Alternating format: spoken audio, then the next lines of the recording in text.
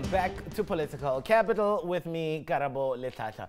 Now, Johannesburg Executive Mayor Herman Mashaba wrote a letter to the Director of Public Prosecutions, Sean Abrams, in his personal capacity, calling for the arrest of the Gupta brothers. Mashaba gave Abrams 60 days to respond and also gave Chris Bishop, the head of CNBC Africa programming, a sit-down chat on the reasons why. Johannesburg Mayor Herman Mashaba, let's get this straight. So you've written an open letter to Sean Abrams, the head of the National Prosecuting Authority, about the controversial Gupta brothers. What exactly are you asking them to do here, and why are you doing this? I want them arrested. I think arrested for firstly insulting us as black people, me included, and that Atul Gupta claiming to say that the reason why he's bringing in all Indian laborers in this country to come and work in here with the work that can be done by South Africans, saying that us South Africans are lazy and we are corrupt, that we can actually be bought by their food and drinks. I find this totally unacceptable. I think really for me, as a black, God-created human being, there's just no way that I'm going to let anyone get away with it, not especially living in a free, democratic, constitutional democracy like ours. But making matters worse is the level of corruption of the establishment of this AN7. They brought this Indian nationals to assist them with the launch of this project in a very, very criminal, devious ways, stealing our resources. If you look at our materials stolen from the SABC for literally nothing, where they are violating our tax laws, where you bring in Indian nationals, laborers, they work in South Africa, being paid in cash in India. How this happens under our nose, there's just no way that one can let this happen.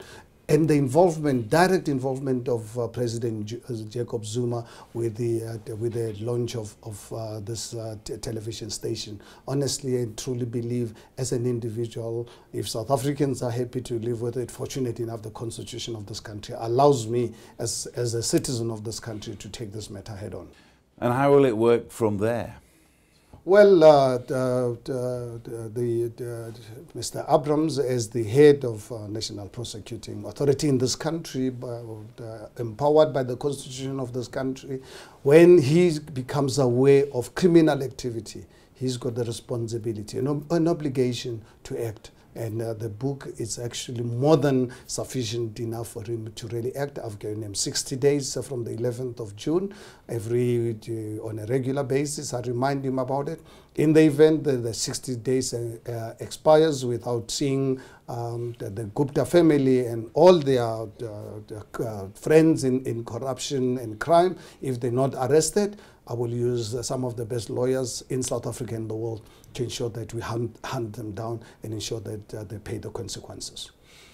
And on a slightly different tack, your budget has now been passed for the city of Johannesburg, along with a lot of other municipal budgets across the country.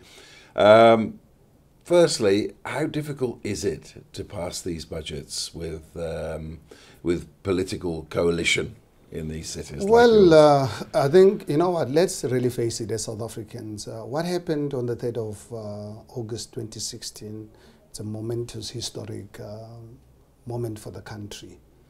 Because I think if South Africans, we've not really learned about abuse of giving too much power to politicians, we pay a price. I think the reason why our country is where it is, because if you look at it, I can talk to any economist that 65% of the issues of South Africa are self-inflicted.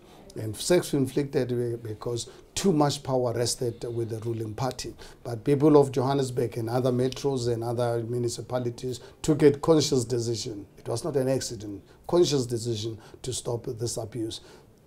Is it a difficult arrangement to run? Absolutely yes. But what's easy in life?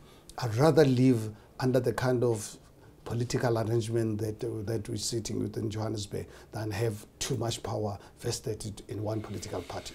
How difficult is it to fix these budgets with a coalition of opposition parties?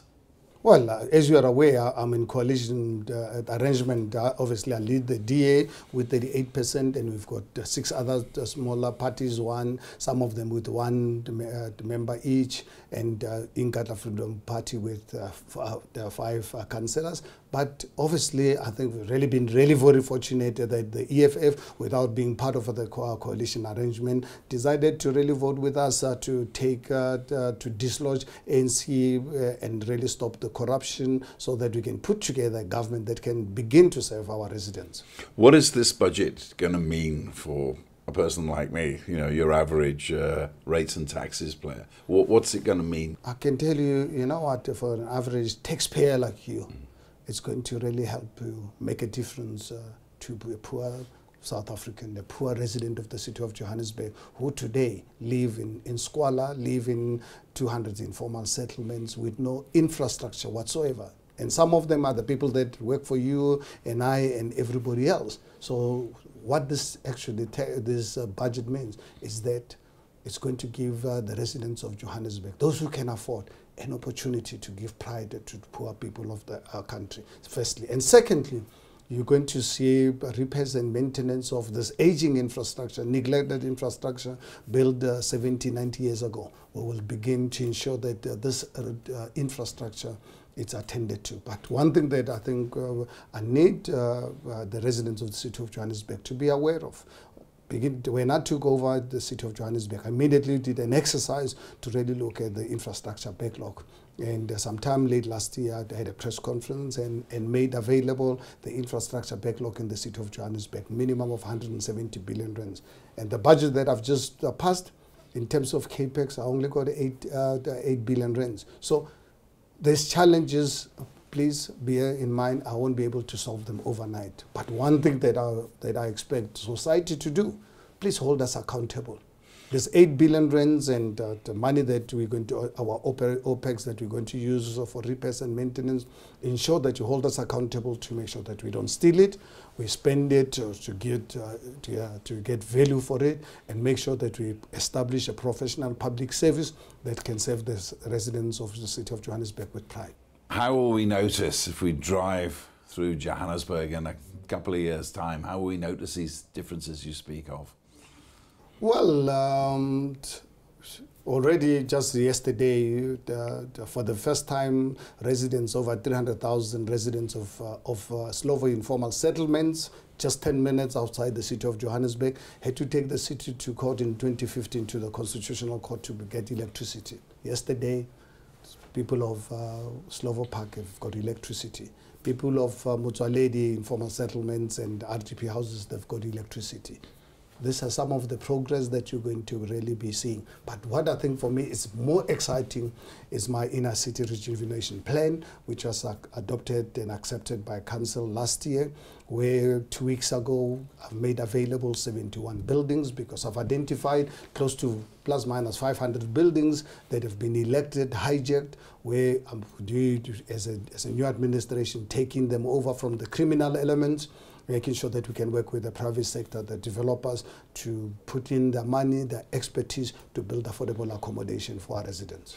Now, you've mentioned on this program before about the 71 buildings that are going to be handed over to the private sector.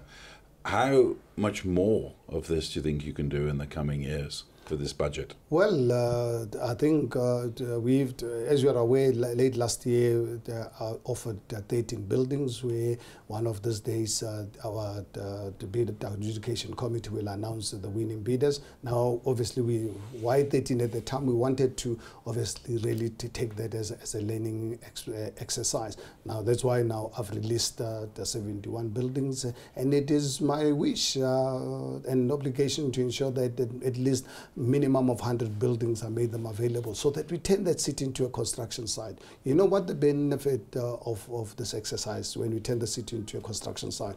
Immediately we bring in investment in the city. Secondly, we build affordable accommodation for our poor people and students. We immediately create employment opportunities for our people. We make sure that there's affordable accommodation, there is artisan training, because one of the tragedies of the new South Africa was us ignoring training our people to be bricklayers, electricians, and technical people. started working with Johannesburg University already. 3 weeks ago, we started a program with 100 youth, and we're going to be adding another 200 before the end of this month, so that we have 300 of them.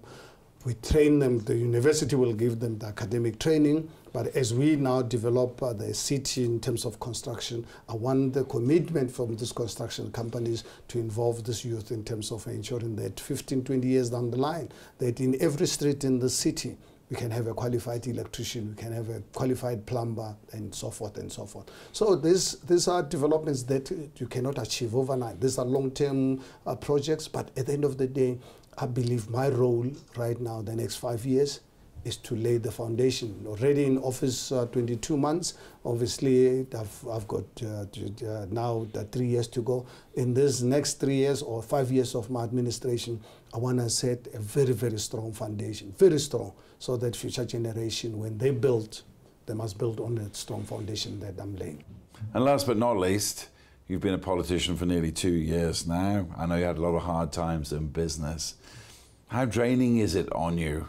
And also, would you ever consider giving it all up and going back to business? Well, look, I'm sure you're aware I'm an unapologetic capitalist. I love the system, don't I just like it. I love the system. And why I love capitalism? Because it allows us to create wealth and create an economy, create opportunities for society.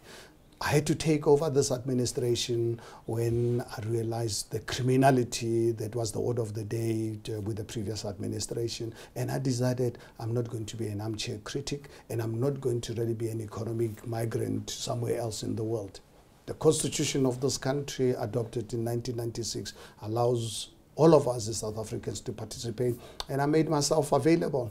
Yes, I'm going to serve if I survive motions of no confidence until 2021. For as long as the city of Johannesburg, majority of it, are comfortable with me to serve until 2021, I will serve and lay a foundation. And then thereafter, I will really decide my future plans. I think it's still too early days. Right now, please allow me to really focus on actually building the strong foundation.